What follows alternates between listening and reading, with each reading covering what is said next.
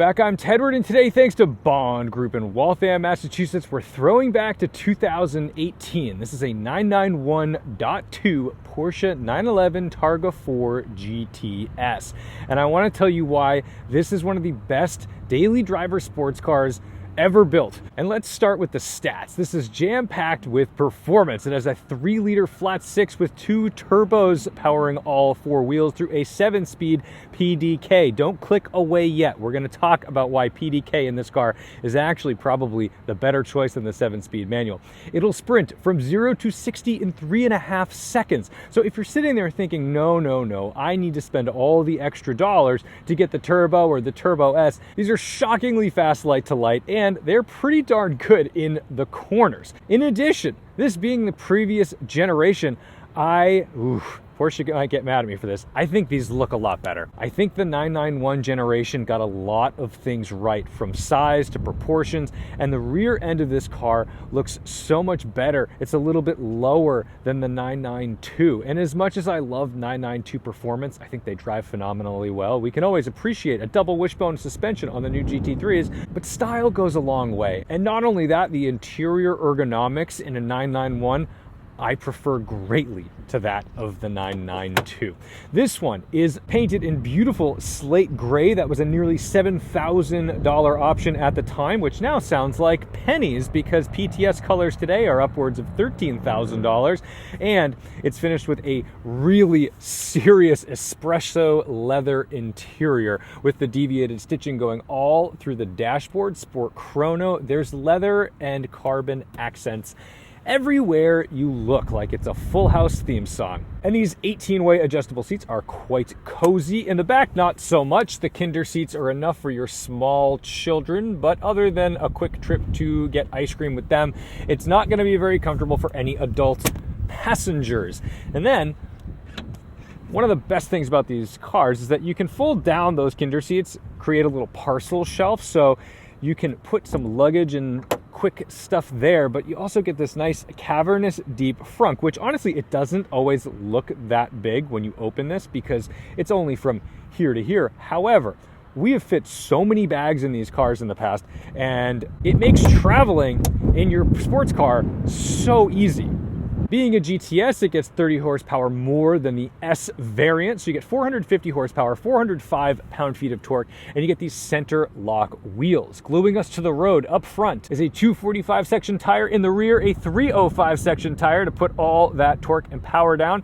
And these have optional rear steer. This car does not have optional rear steer, and I actually think it simplifies the experience just a little bit, and it makes it a little more pure. Center locks, however, do not. You're gonna need a very specific tow truck driver to help you with that. Some people do carry the big tool in the front. And since this isn't a GT car, and I don't think we're out there trying to pose, it is quite fitting with the steel brakes and not PCCBs.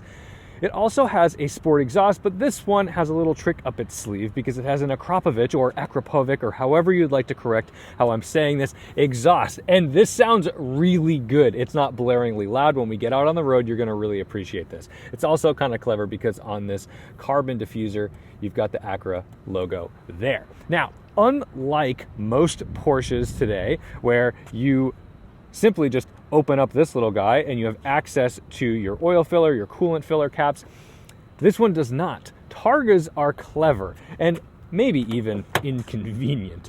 But in order to access the, I guess engine bay is a gratuitous term for what we're about to look at, you pull this and the entire rear clamshell opens up into a service position. And then there you have it. Now, this is tricky because that's your coolant, that's your oil. So this is not exactly an easy scenario if you're trying to add. So the Targa is usually the one that you're definitely just going to bring to the dealership. But the real danger of this setup is you're going to make sure you have funnels and you're very careful because you're not going to want to drip a drop of oil on this Targa roof. The roll hoop is iconic. It's so great that they brought this back. For generations in the past, it was more of a large sunroof. The 996, 997 just got this giant glass panel. They are cool. I'm not poo-pooing the cars, but a Targa should have the proper roll hoop back here.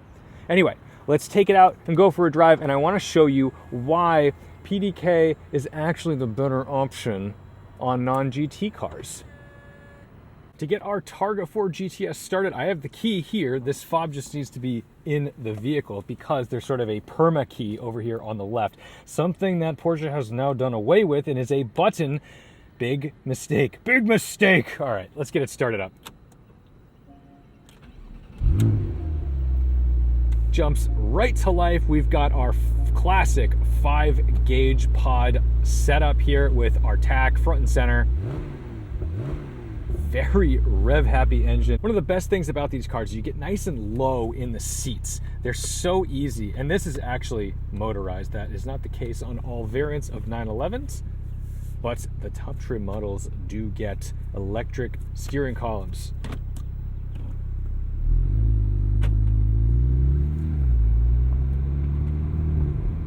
Let's get it in Sport Plus, and let's hit it off the line.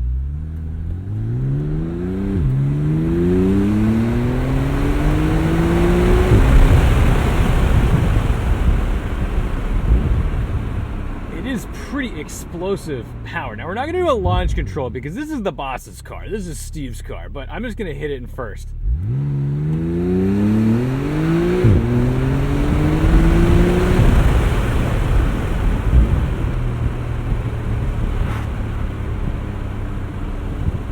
Now under pretty much any normal circumstance, that is more than enough power, more than enough speed than anybody's going to need. The problem is today with like electrification and we've driven all the fastest stuff from Porsche, knowing there's more is really the only hang up you're going to have when you get in this and think like, I could be pushed in the back of my seat a little harder. The reality though, this is plenty. You don't need 600, 700 horsepower. This 450 is honest and it's going to get the job done. Now, wind buffeting is really the only downfall of the Targa, because once we get up to speed, if we want to put the windows up, it is going to buffet, and that's really annoying, and it's something that I wish they had kind of sorted out or fixed, and they didn't fix that for 992 either, so it's just a fact of life when it comes to these cars. You're probably just going to drive around with the windows down, because that's just the nature of how these things operate. Now, we can put it in manual mode, or sport mode there. This is great.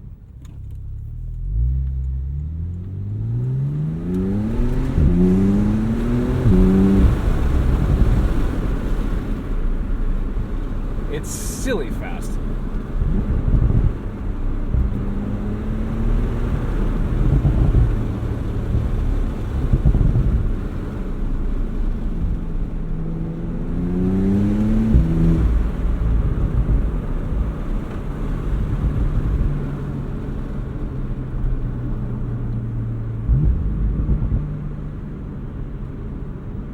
Now, we do have the very posh front axle nose lift system on this car.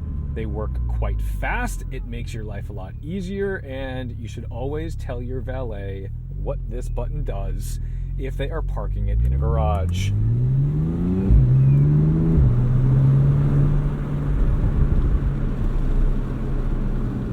Let's talk PDK, okay? Because you could option this with a 7-speed manual, and that's an okay gearbox. But this was $186,000 or $87,000 when new, and I don't want to spend nearly $190,000 with an okay gearbox. The problem is the 7-speed that comes in non-GT cars is not the same as the 6-speed that comes in, say, the GT cars, like a GT3. It does not feel as good, and this car, as a manual, feels like it has a pretty heavy flywheel. It takes patience between that 1-2 especially.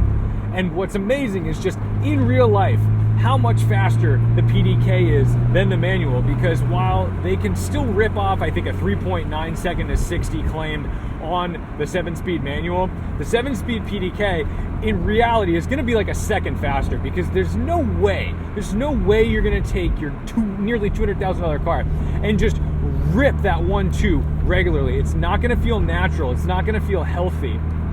And while you can do it once in a while, you'll find yourself just able to get away and off the line in this PDK so much quicker, and it's going to be a more satisfying drive. That's all. And I know that's a difference of opinion, and I know some of you don't agree with me on that, but this is just what I'm saying. It's a big rock in the road. We're gonna be pretty careful here. And I'm gonna get my my earmuffs, because I'm gonna get some wind noise here now.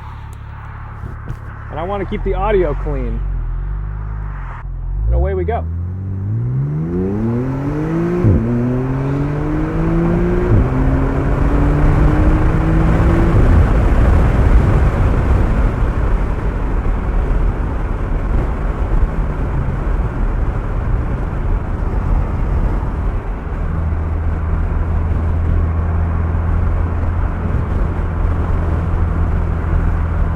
Seventh gear is very tall. It's designed for fuel efficiency or absurd speeds, because look at 62 miles an hour at like 1600 RPM.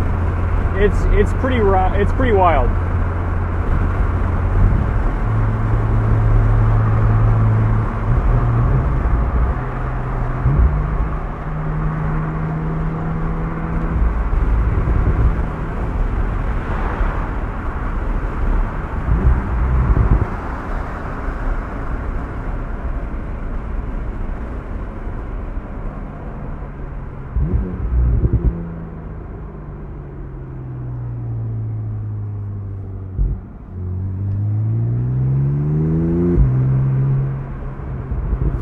PDK also allows you to sort of like play songs with an engine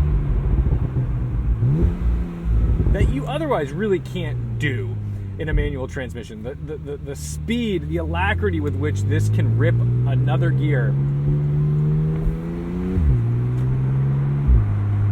it's not something you would do, and you can't. And because these are no longer naturally aspirated powertrains at this point, we've got turbos in all the models other than GT models, like a GT3.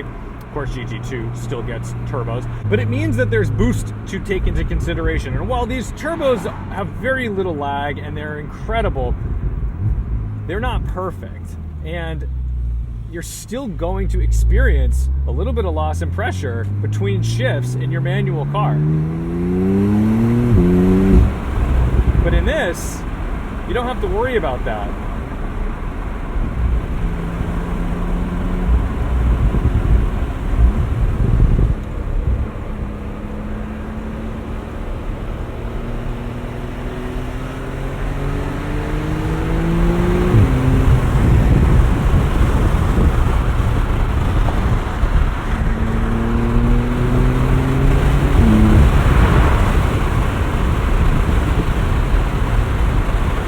Despite being a more luxury version of the 911, adding a little bit of weight with this Targa top and a whole bunch of leather, it is plenty agile. This is going to be a really rewarding car to take up to the canyons, to drive on an on-ramp, and yet you can still drive it to work and relax in it. You've got this Burmeister sound system, which is going to be probably the best thing in your collection in terms of what you're going to listen to. And I just think that this is the jack of all trades car.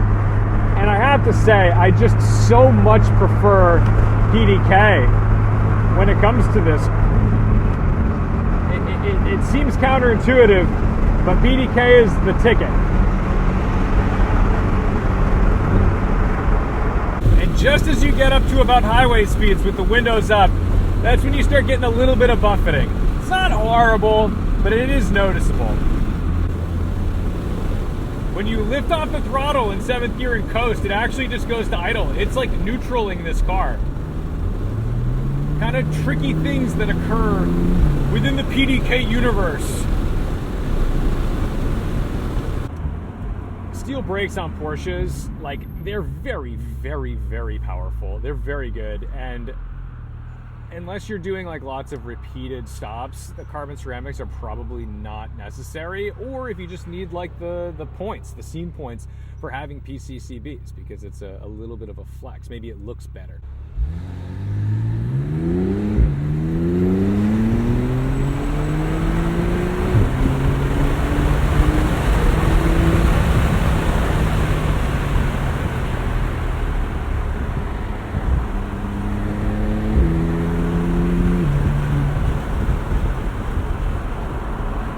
Are you really going to tell me that that's not enough? this thing rips. And what's fun about it too, all right, it's eager right now. Put it back into normal mode. What's really wild about it is that you actually feel like you can use it. You know, when you get in a Turbo S, sorry for the wind noise, when you get in a Turbo S, those cars are so silly, and it almost makes you, I'm 37 years old, they're starting to make me nauseous. There it goes, idling off throttle. They're honestly just starting to make me nauseous at that point.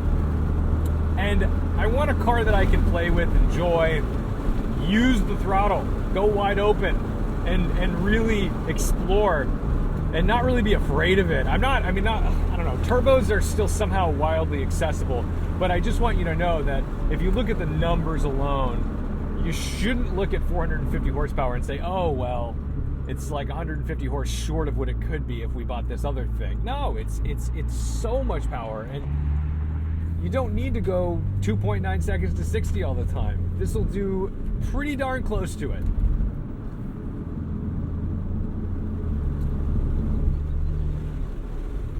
All right, but aside from performance, this is where the Targa starts to really consume my brain in terms of wanting it as a daily driver. These are so confident and comfortable on back roads. They're so cool and chill and cozy on a highway. And they just are the best all-rounders. They do so much. So it really is kind of like the one car to rule them all. And you get wild style with the great bubble back there with, you know, really no obstruction of visibility.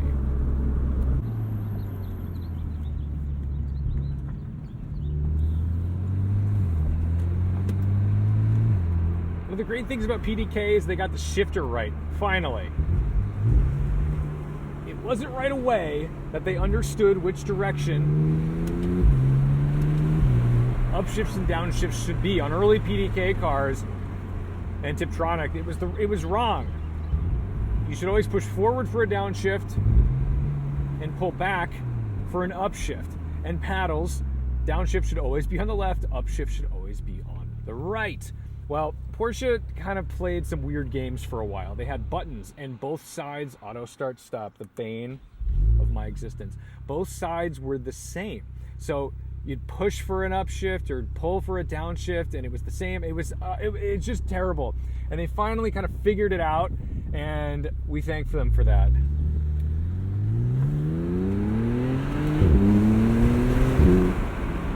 But the nice thing about this is that sometimes when you're turning and you want to give that upshift,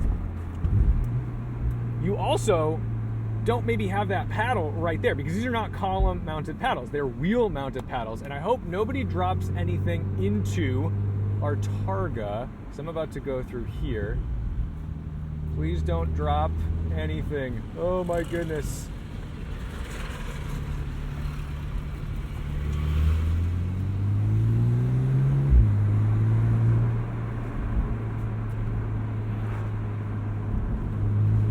But I find myself in a situation where I'm turning and wanting an upshift, which is not something you really do in a manual car.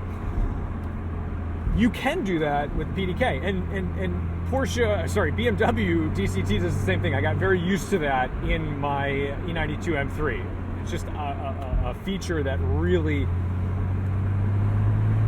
makes the availability of an upshift or a downshift on the wheel or in the center available for you. If you're shopping for a 991 Targa, you've got options between .1 and .2. You're going to have to make some decisions, because if it's purely based on style and you prefer a .2 to a .1, well, that's going to make up your mind for you. You're not going to go for the one you don't like to look at, okay? But remember, .1s had NA, naturally aspirated engines, and the 3.8 sounds insanely good. Insanely good. And this sounds lovely, does not sound as good. Does not sound as raucous. You cannot make it sound as raucous, but it's a faster car. It has more torque. Ooh, Type R. He got a nice clean on-ramp. I did not. What a bummer. But that's okay. I think that's actually one of the things about the Targa that doesn't disappoint, is because it's like a daily driver. you don't feel egged on. You know, if I bought a GT3 and I didn't get this on-ramp, it's like, well, now my day's ruined because I'm driving home and I really like this on-ramp and I wanted to enjoy it, but I don't get to. Whereas in this, it's like, it's just my car. Just taking a cruise. When I get a chance, I'll open it up a little bit. So I think that's going to wrap it up for me on this 991.2 Targa 4 GTS. It's always good to revisit cars like this because these are like the used sports cars that I would have my eye on. And what I love about this is that it's sort of a jack of all trades. It is incredibly satisfying to put into a corner and enjoy as a sports car, but it's also a really lovely, relaxing daily driver. And PDK, I know everybody wants to save the manuals, but sometimes there is a time and a place. And this feels like the time and a place for a PDK. It just adds up to me a little more. I don't know.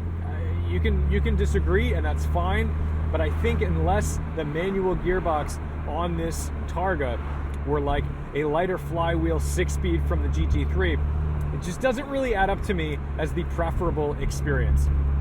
I would say I prefer the 3.8 NA engine that came in the .1s, but the character of this turbo 3-liter just really makes up for that sound in its torque. And that's, again, where this PDK helps maximize the potential of this turbocharged engine. So thank you guys so much for watching, liking, commenting, and subscribing. I know a lot of people are cross-shopping these types of cars and figuring out how exactly you want it. Look, there's pros and cons to everything, but right now, I'm kind of thinking .2 style is doing it for me more than .1 sounds. PDK .2, this is the ticket for me. So thank you guys so much for watching, liking, commenting, and subscribing. Don't forget to respect the drive, and I'll see you in the next one. Oh, and I almost forgot to talk about the ergonomics. So before we get driving, let me just show you why I prefer 991 to 992. First of all, the HVAC controls. Everything's very obvious and clear. These buttons make so much more sense. I like this little center stack right here. I don't have to look for anything, and there's a really nice large shifter, not the bronze shaver. That doesn't bother me so much. Also, the cup holders. The cup holders are pretty easy. Now, they can feel a little flimsy, but they do work, and they work pretty darn well, and they tuck away nicely. I think the new 992 setup where you have one over here, one over there, it just, it just doesn't make everything look quite as tidy. But my biggest gripe with the newest ones is right here. Look how easy this is. My arm is resting on the armrest. I can reach these buttons, okay? In the 992, they're back here. You gotta have T-Rex arms to touch your window switches and stuff. And that, I do not understand why that occurred, because this is really nice. Everything is just accessible exactly where it needs to be.